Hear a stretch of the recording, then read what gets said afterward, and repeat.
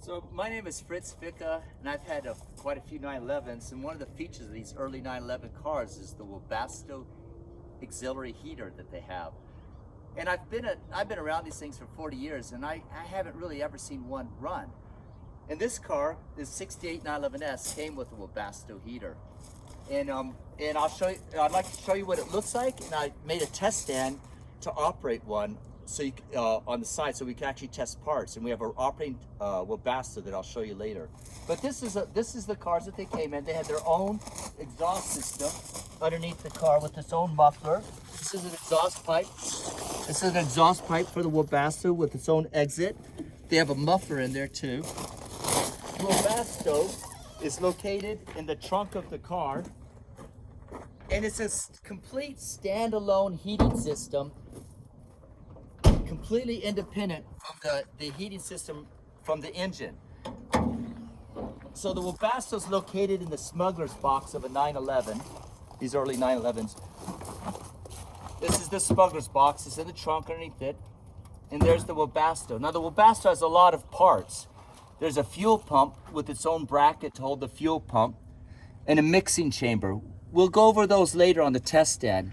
And here's the Webasto system in the trunk of the car. It uses gasoline from the fuel tank of the engine and burns it and regulates the heat and the off and on and pumps it in the car. Now, cars that had Webastos have this heat pad on the smuggler's box lid.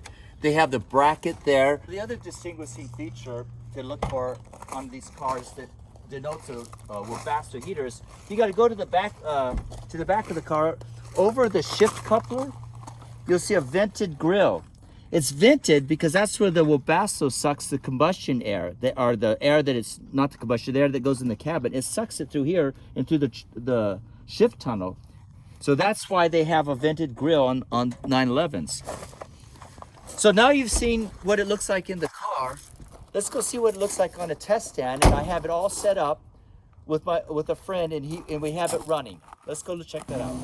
Well, this is our test stand that we made, and this is Craig, and he's electric genius pretty much because he's the only one I know that can get one of these things working from pretty much a bunch of parts I had.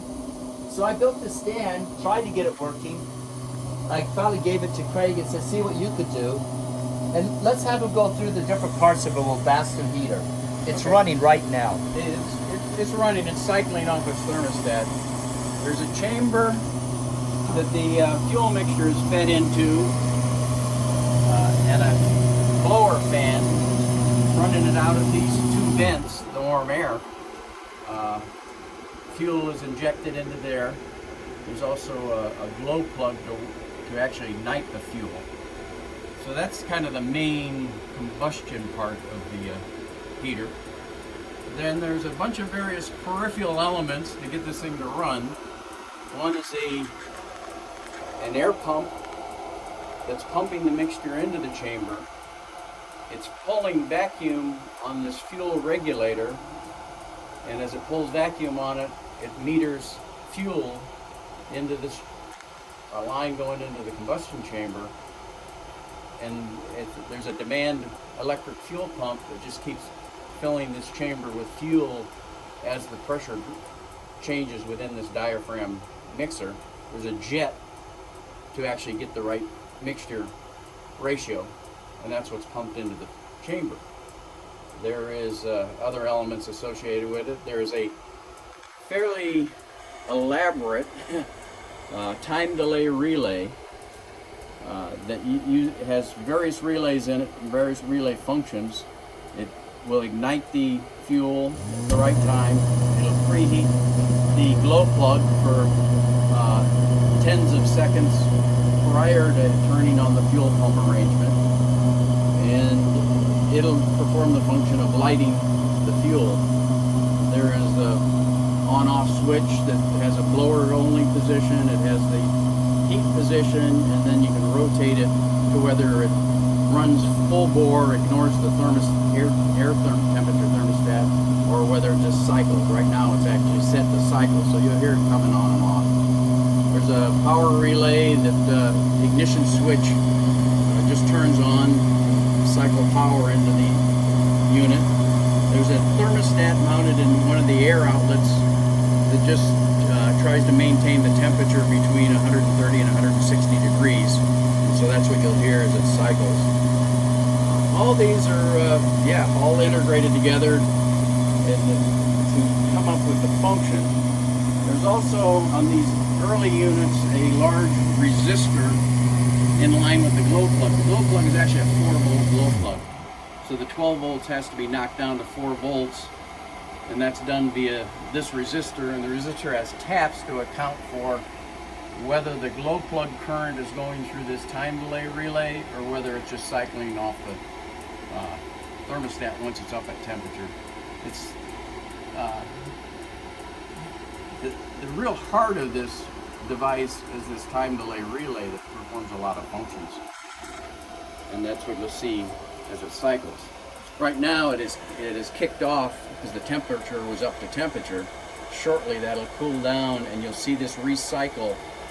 You'll see the bimetal strip will heat up the glow plug, and as that warms up it'll bend that strip down and hit the relay contacts, which is what it's doing right now.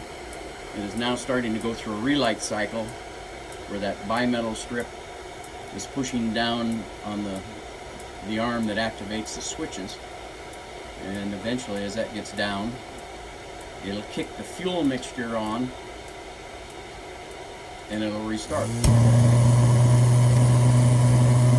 that will run until this thermostat senses the air temperature up to about 160 degrees, and then it'll shut off and then recycle back on as it cools off.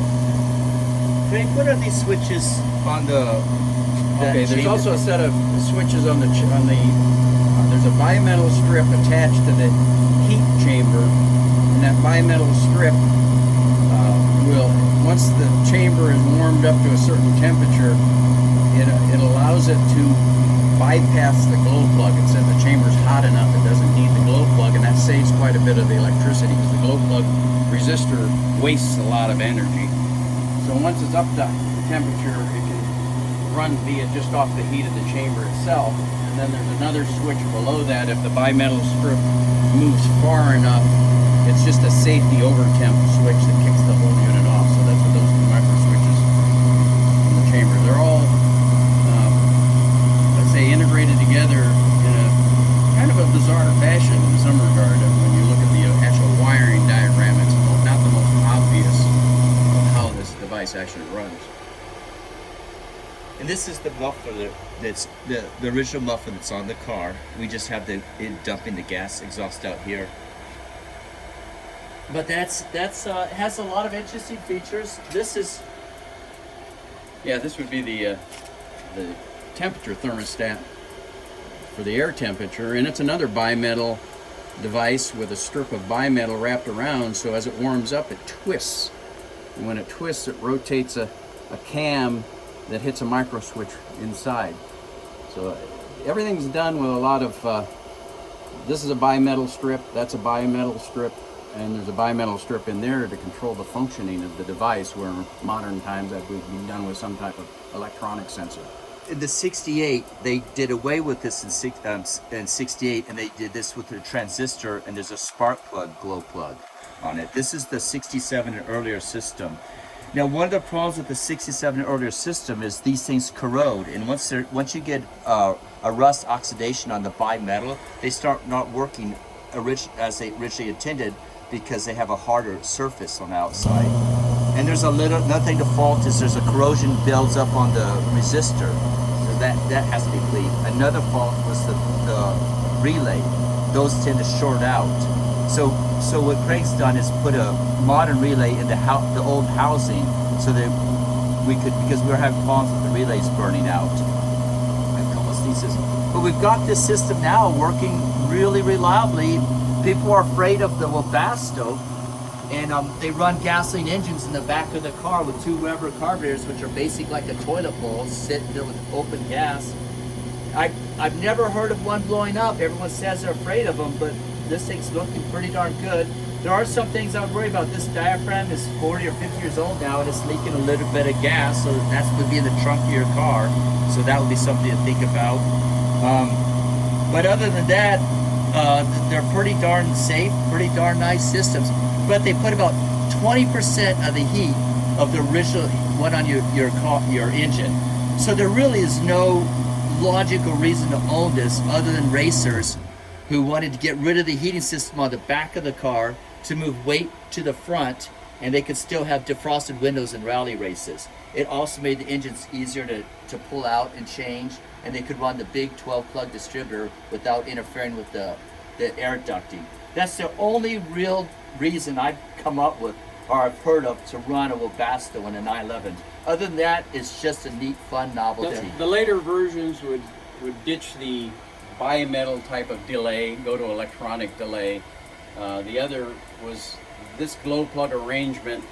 One wastes a lot of energy. The other, it's kind of right on the raggedy edge of igniting the mixture, especially at colder temperatures. So the later versions went from a 4-volt to 12-volt glow plug with in effect, a spark plug addition to the glow plug that would help light the fuel mixture. So they'll go through their time delay, let the glow plug warm up, but then they also hit it with a spark.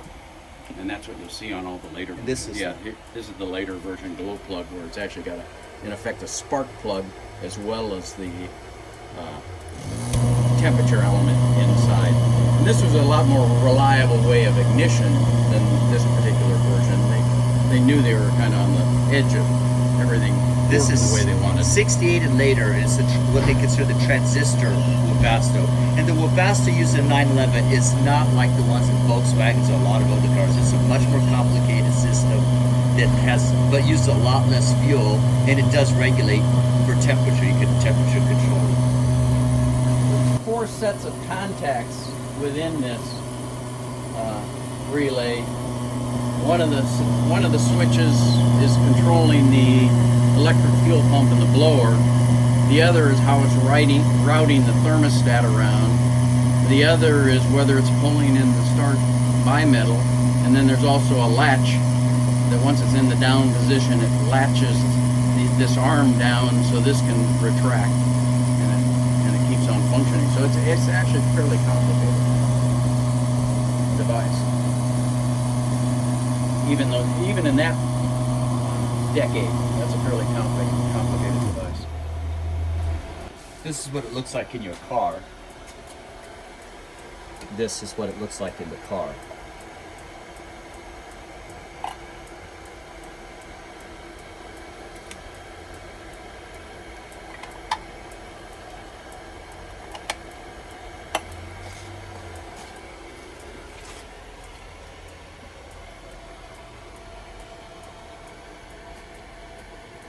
It's so amazing. It's just the most bizarre thing. It is pretty bizarre. And I love the little bit of smoke kind of hanging out on it When it turns off. Yeah. When it turns off.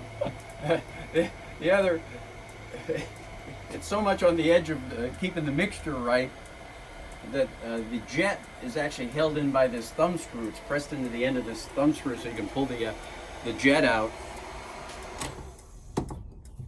and clean it. Because it has to be done so often. You have to clean the... So the actual jet controlling the mixture is that part right there. Can you see that focus? It's that The tiny little hole hole right there. So they knew that was going to be problematic, so they made it easy to get to. It's done so often, you know. Yeah, they make it so you have to. Let me go pull my thumb screw out. And Yes, fix it. clean the jet. Yeah, clean the jet.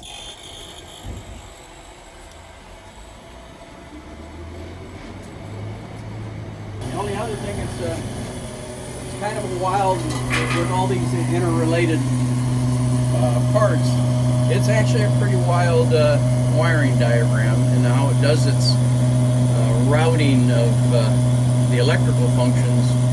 Even for me, an electrical engineer, it was a bit confusing when I first looked at it, when Fritz brought it to me, and because they do some strange arrangements where the blower motor gets its power kind of backwards through a diode from the switch positions, and that's done so when it would kick off and it still had heat, it would run the blower even though the switch might be in the off position until it cooled back down. So there's a few things that snowed me for a little while, as to, in effect, current's going one direction through it to run various devices and then the other direction through it. So it was a little bit confusing. Well, thanks a lot, Greg, for showing us that. I really appreciate it. It's so bizarre how this thing Yeah, does. that is very bizarre. It's so bizarre.